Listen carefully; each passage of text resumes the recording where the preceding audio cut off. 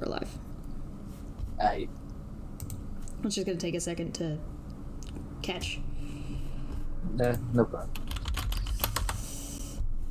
Yeah, I just had the name Amir because it's the only Arabic equivalent to my actual name. Oh, gotcha. Mostly just because I was trolling people at the time. All right, 5, 4, 3, 2.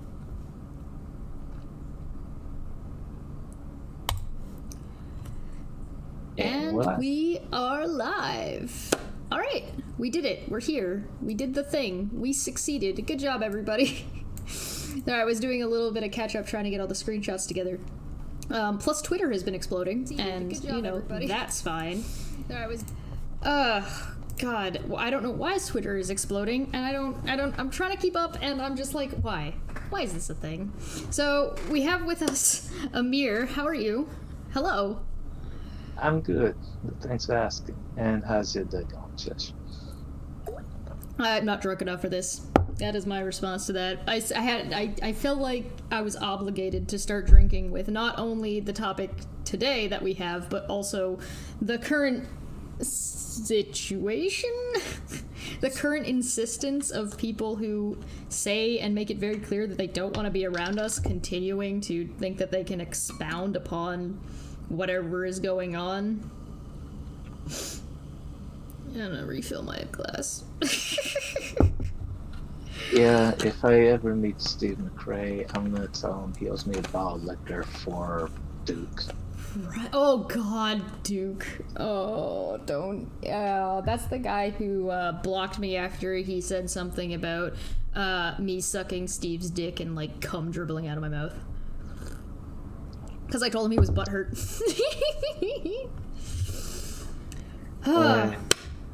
Yeah, he got raped in that debate. Yeah, he did not do well. And then I was happy that the one person who was defending his position, Snake, if Snake was right, actually got to come on to Steve's channel, and we were actually able to reach an understanding of what everybody was talking about. So now if Snake decides to come back, we can actually go and have the next part of that conversation, which is, you know, nice. It's good to go. I like it. I like it when conversations actually progress and don't go in circles for eternity. It's kind of nice. Yeah, good to sit down, actually break down what the issues are, and right. It depends on the person if they're actually willing to consider that they may be wrong in the particular issue.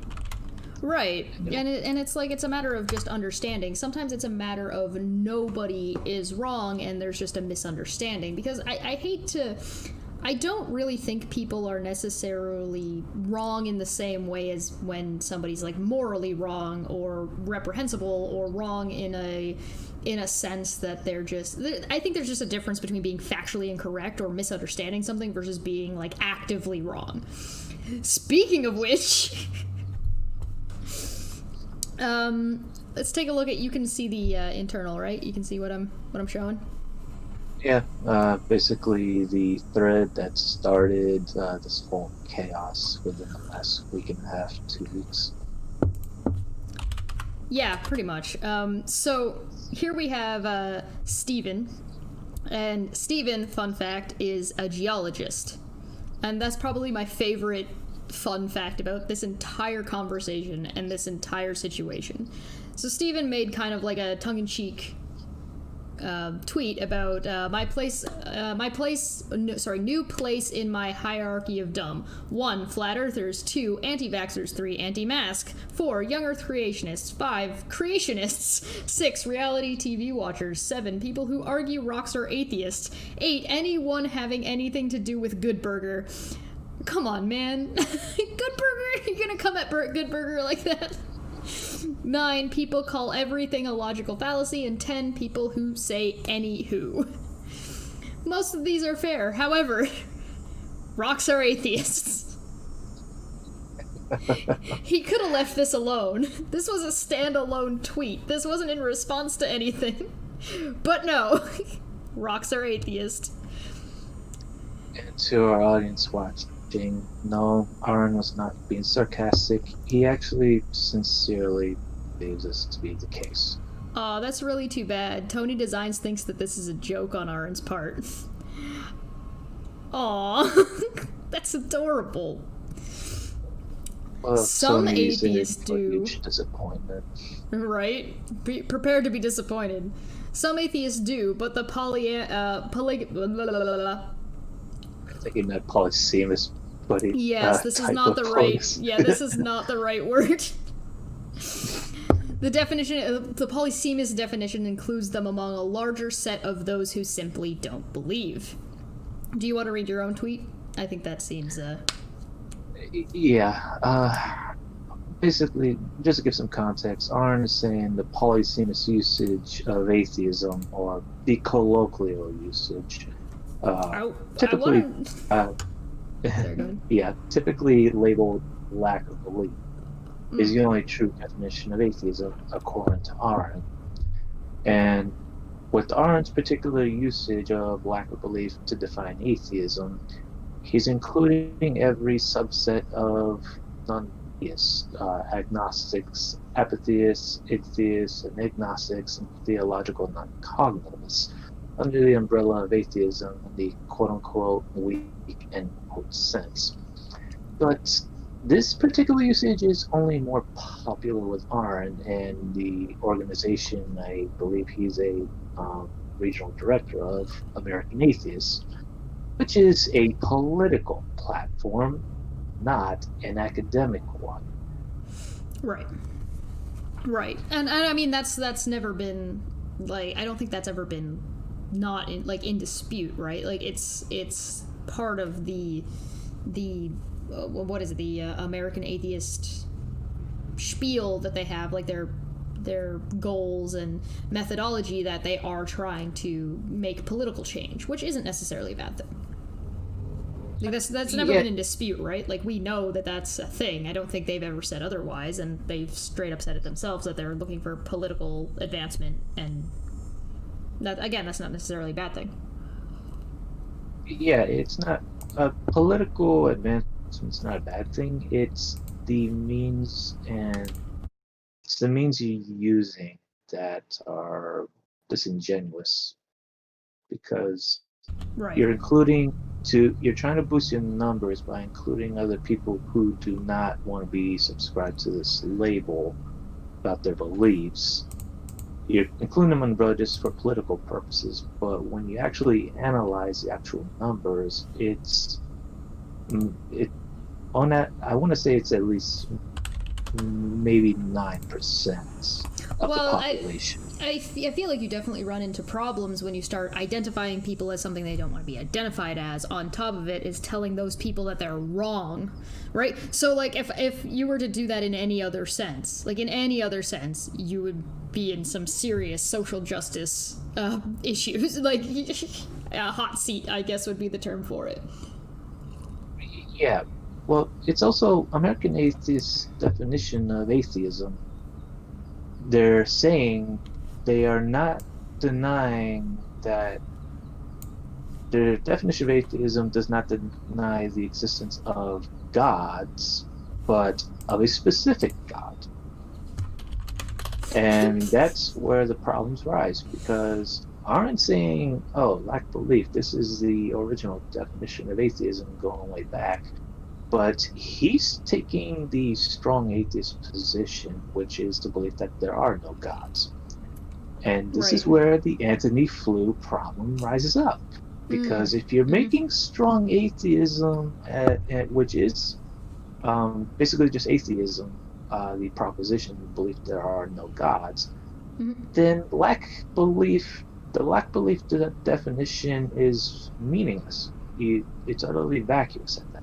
You're no longer defining because if you're using the definition of atheism in the case that it's the belief that there are no gods, which is the actual definition in philosophy, academia, and history, what is there need for the lack of belief definition? Right. It's utterly vacuous.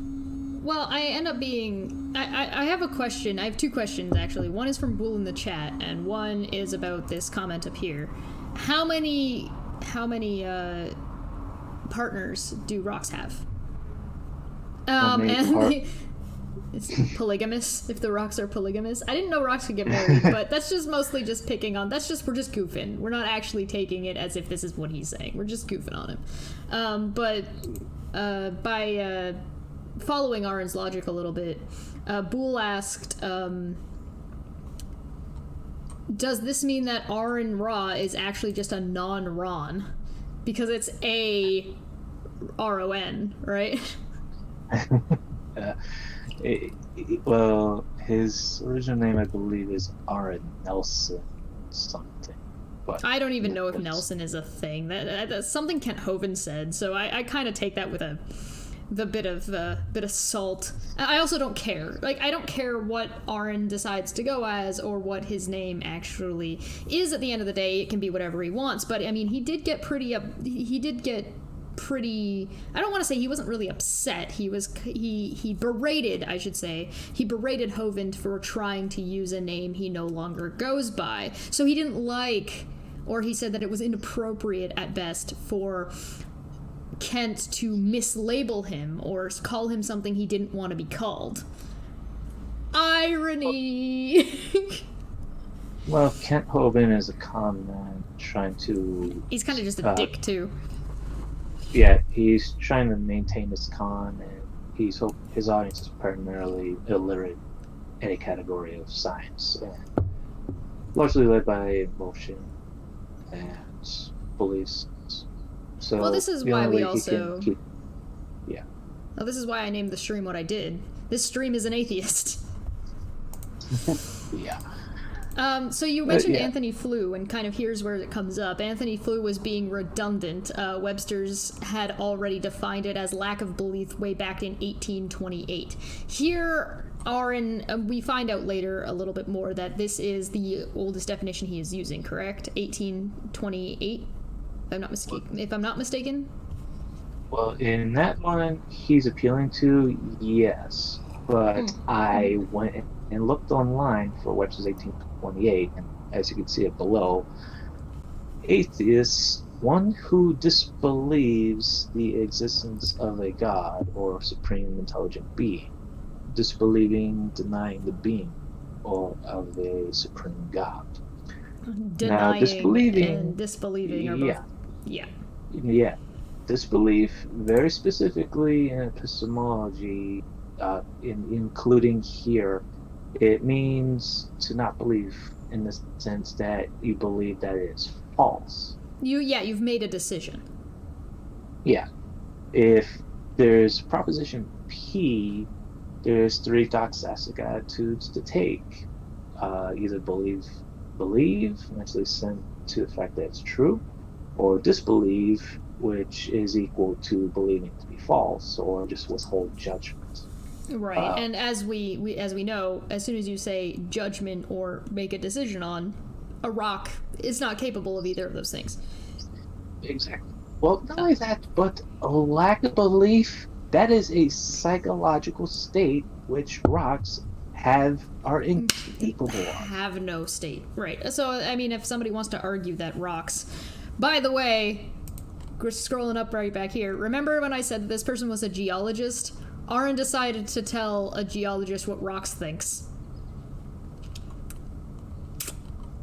That is the funniest thing about this entire thread. It's just the first two things. Let me tell a geologist about the beliefs of rocks. I'm sure this is going to go well for me.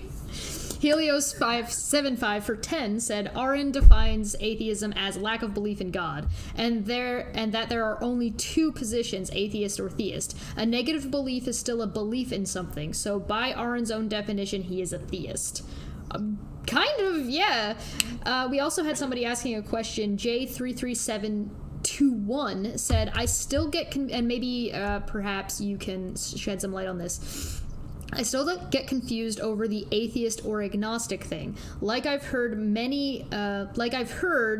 many gods that I'm 99% sure aren't real slash aren't gods, and many that I can't be sure either way. What the fuck even am I?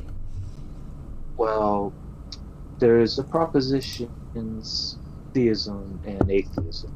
Atheism is defined in terms of theism as its negation, the belief that there are no gods, and theism proposes that there is a god of gods that exists, and a theist and atheist are those who believe those propositions. But the difference is the theist is assigning a true value to theism and a false value to atheism, whereas the atheist is doing the complete opposite. The atheist assigns a truth value to atheism and a false value to theism. But the agnostic does not assign a true or false value to either proposition. They just sit on the fence, withhold judgment. Now, as to his question, most of the gods posited to him he does not believe actually exist, but other gods he's not certain about. That would classify him as an agnostic. I think there's also something that I noticed in what Jay was saying was that I'm 99% sure aren't real / aren't gods. There's a difference between what you know and what you believe. So, do I know 100% there are no gods? I am an atheist. I believe that there are no gods. Do I know that for 100% certainty? No. No, I do not. Why? Because I'm not even convinced that there's a way that you could 100% know at the end of the day, because you could define God as this cloud of vague consciousness that exists. You could essentially define God in a way that it would be unknowable to know whether it exists or not, particularly when you take it outside of reality as we know it. So as soon as you do that, there's not 100% certainty on either way about what you know. Now, what you believe is something different. You can believe that these gods don't exist, but you don't know what you can't know, which would make you an atheist in that case. You're an atheist by that. You don't believe any of these gods exist. You might still be willing to change your mind. You might still be willing to be like, you know what, I've now been presented with something that is substantial to me, or that you've changed your mind based on some kind of philosophical epiphany or something like that, where just because you decide to identify and decide that you don't believe currently doesn't mean you can't change your mind down the line. You can change your mind whenever the hell you damn well please. Yeah, I think that's one of the problems with the certain particular internet atheist personalities such as Aaron or Matt Dillahunty. Certainty is always thrown in, although Matt seems to deny it. However, there's this mythos that you must believe with 100% certainty, and yeah, theists are guilty of that as well. Mostly share ignorance of epistemology. Anybody's throwing the word certainty, just do not even mention the word, because I find there's no such thing as certainty.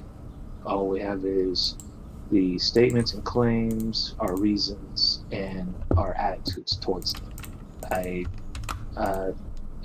Then again, it's mostly because I'm not too familiar with Bayesian epistemology, but I don't really see any valid reason to believe that a belief or certainty could ever be quantified without arbitrariness or plugging values that are fuzzy.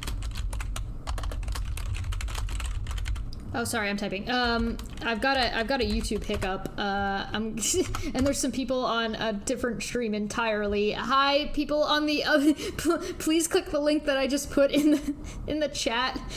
We did get a super chat for $4.99 from Judzilla. It says, even if everyone went along with him, his argument has no utility and is therefore meaningless. And yeah, you do run into that problem. I'm going to see if I can fix this real quick.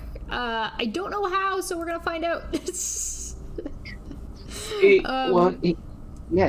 correct. His usage is virtually vacuous and meaningless in philosophical discourse. Because in philosophical discourse, when you're saying your ex, you have to be very precise of what you mean by that. And lack of belief tells me absolutely nothing of what that person's actual position is. And usually, based on what I've observed and seen people use of it, they're using it to play hide the ball and shirk their burden of justification. Yes. Yeah, I've noticed a lot of it ends up behaving like a okay, I'm gonna end stream. Hopefully this stream doesn't end on this end. Okay, yeah, one of these is going and should not be going. I think it's this one. So I'm gonna try and end this one. And I'm sorry guys. Hopefully this one does not end and we should be good. All right.